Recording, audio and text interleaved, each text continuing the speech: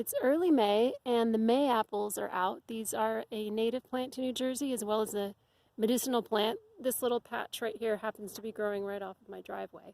And Mayapples are one of my favorites. I feel like it's such a glamorous plant. Like if you look at, the foliage that happens to be around this time of year, the trees are kind of coming out.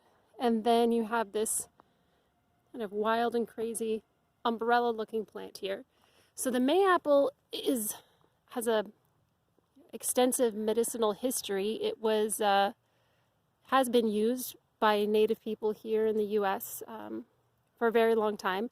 European colonists who came here noticed native people using them for using the roots, making a tea for both internal use and topical use. It is used back then as a purgative. So the compounds, it's in the berberine family. So its compounds are very purgative, so they will induce vomiting, forced diarrhea, that kind of thing. So like most toxic plants, when used in the right circumstances, in the right dosage, can be life-saving. And so in cases where purgatives were needed to help someone regain their health, that this was a plant that was used. And so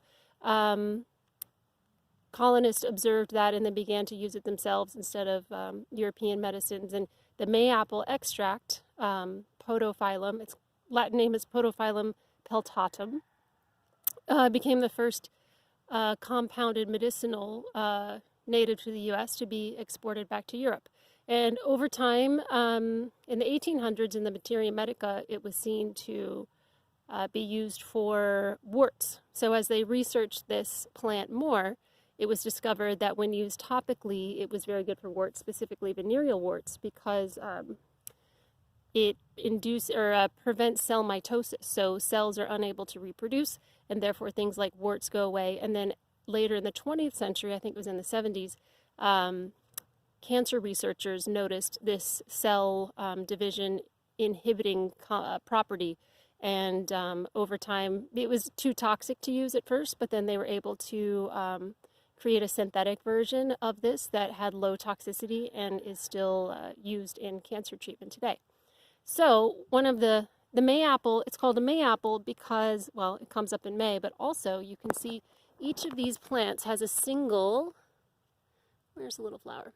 Has a single flower here. So it's still in the flowering stage, but each one of these plants from this single flower comes a little fruit, which, there's another little, where is it? There's another bud.